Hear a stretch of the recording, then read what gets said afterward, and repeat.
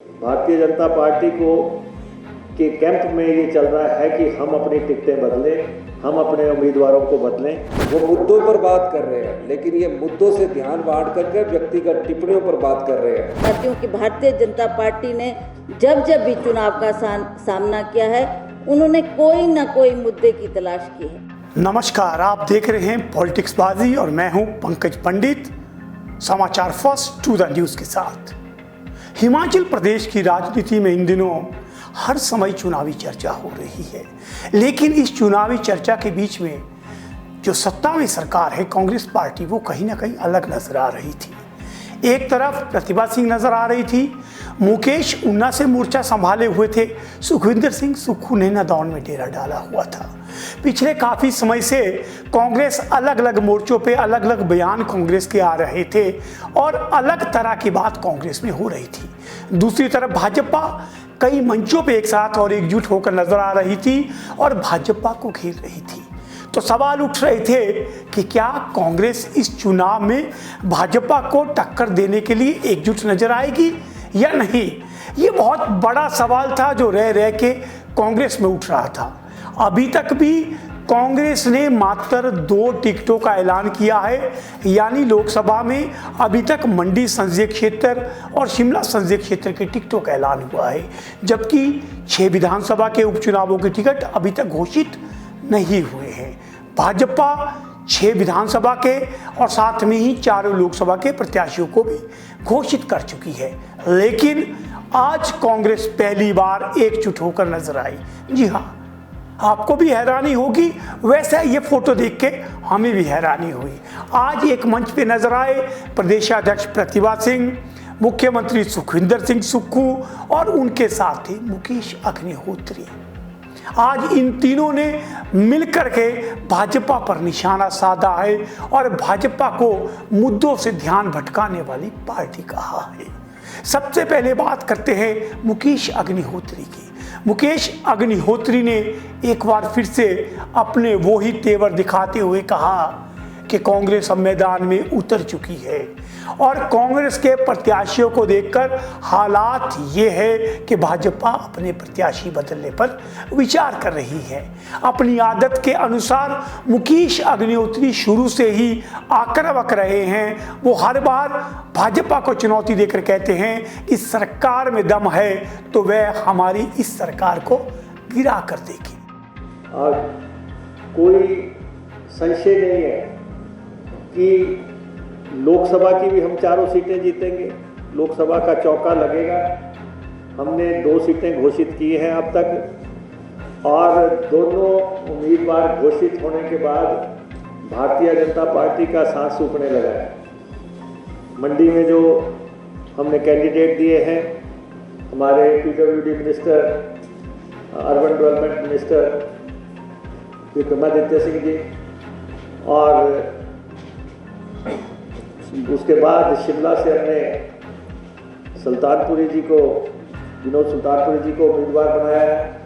ये दोनों उम्मीदवार घोषित होने के बाद भारतीय जनता पार्टी को के कैंप में ये चल रहा है कि हम अपनी टिकटें बदलें, हम अपने उम्मीदवारों को बदलें, और उनको समझ आने लग पड़ा है कि जिस तरीके से उन्होंने कैंडिडेट्स दिए हैं, हमारे कैंडिडेट उनसे बहुत ऊपर हैं और जो है उनमें जनता का ज़्यादा भरोसा नजर आ रहा है। उसके बाद मोर्चा संभाला प्रदेश के मुख्यमंत्री सुखविंदर सिंह सुक्खू ने। सुखविंदर सिंह सुक्खू ने एक बार फिर से भाजपा पर आरोप लगाया है कि भाजपा ने प्रदेश की सरकार को गिराने का प्रयास किया है।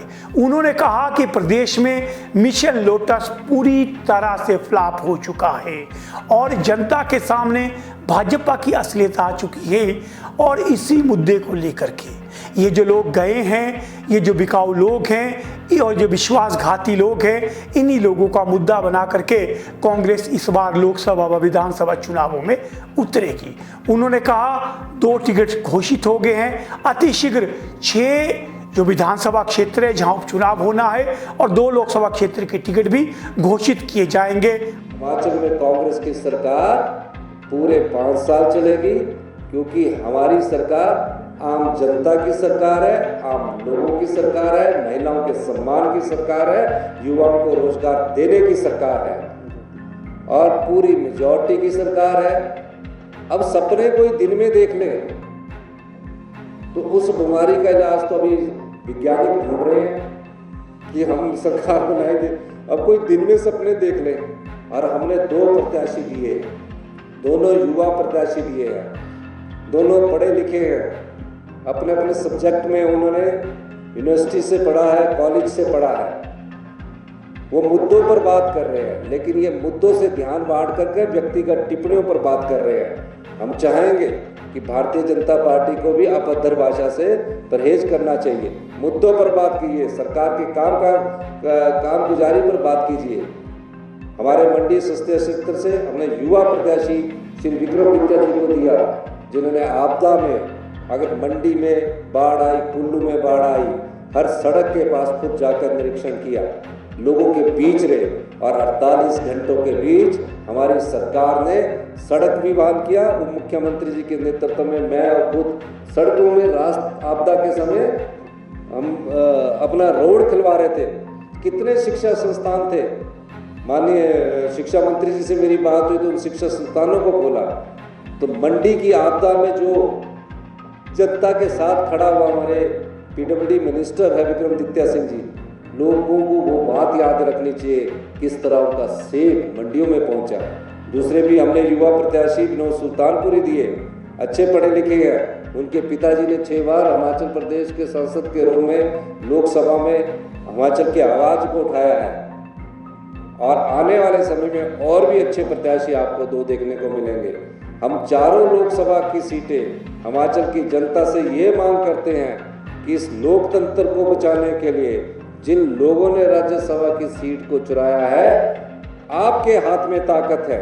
लोकतंत्र में सबसे बड़ी ताकत जनता के हाथ में है, युवाओं के हाथ में है कि ऐसे तानाशाही ताकत को सबक सिखाने का वक्त आ गया है। अगर आप एक राज्यसभा सीट की चुराई सीट से चारों लोकसभा को जीतकर भेजेंगे तो पूरे देश में एक संदेश जाएगा और लोग जो जनता के द्वारा चुनी हुई सरकार है उसको गिराने की कोई द्वारा हिम्मत नहीं करेगा।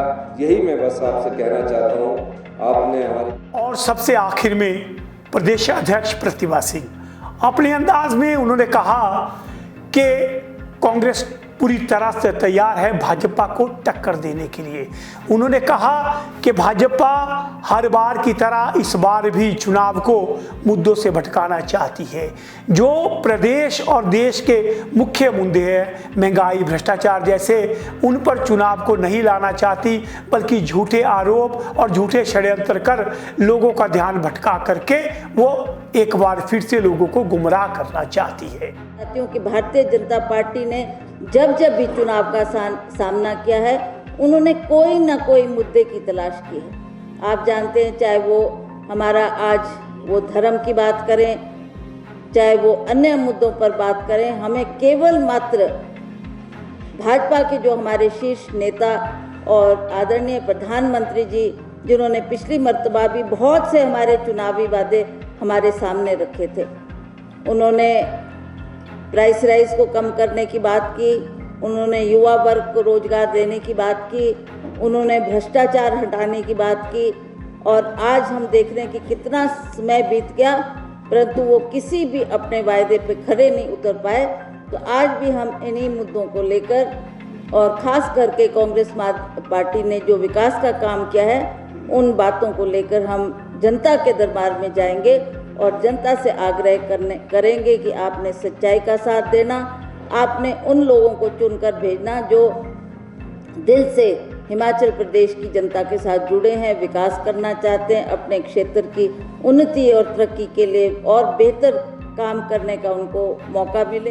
तो ये थे कांग्रेस के 3 बड़े चेहरे एक साथ एक फ्रेम में भाजपा को ललकारते हुए।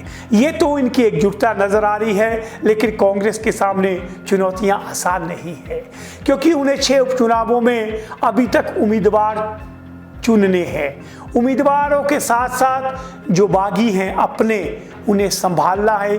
भाजपा से जो बागी आए हैं, क्या उन्हें पार्टी में शामिल करना है या नहीं करना है। उसके बाद सबसे बड़े और मुख्य संसदीय क्षेत्र जो है हिमाचल प्रदेश का कांगड़ा में अभी तय करना है कि लोकसभा चुनावों में यहाँ से चेहरा कौन होगा। इसके साथ अनुराग ठाकुर जैसे बड़े चेहरे को कौन टक्कर देगा। हमीरपुर संसदीय क्षेत्र से कई सवाल है कांग्रेस के सामने जो इन 3 दिग्गजों को जनता के सामने देने होंगे। लेकिन चलिए, देर आए दुरुस्त आए, कांग्रेस एक मंच पे नजर आई और एकजुट होकर के उन्होंने भाजपा को ललकारा है कि आने वाले चुनावों में हम कड़ी टक्कर देंगे और भाजपा को जरूर हराएंगे। तो ये थी आज की बड़ी खबर। इस तरह की खबरों के लिए आप हमारे साथ जुड़ते रहिए, क्योंकि आप देख रहे हैं पॉलिटिक्स बाजी। इसी तरह से आप रोज हमें लाइक कीजिए, शेयर कीजिए, क्योंकि आप देख रहे हैं समाचार फर्स्ट टू द पॉइंट।